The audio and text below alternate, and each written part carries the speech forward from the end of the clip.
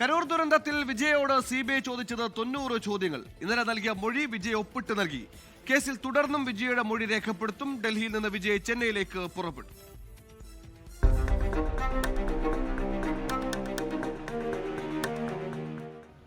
കരൂർ ദുരന്തത്തിൽ 4 മണിക്കൂറിലധികം നീണ്ട മൊഴിയെടുക്കലിലെ സിബിഐയുടെ പല ചോദ്യങ്ങളും ടിവികെ അധ്യക്ഷൻ വിജയെ പ്രതിരോധത്തിലാക്കി.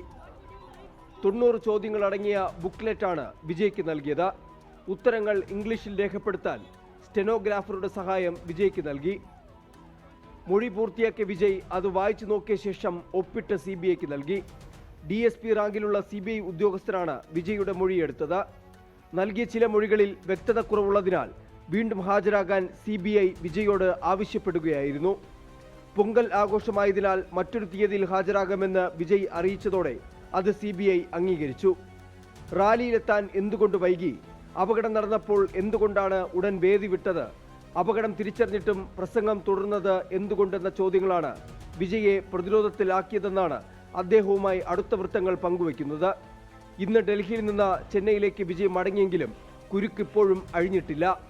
അടുത്ത തവണ മൊഴി രേഖപ്പെടുത്തുമ്പോൾ നൽകുന്ന മറുപടിയായിരിക്കും വിജയ്ക്കും കേസിനും ഏറെ നിർണായകമാകുന്നത്.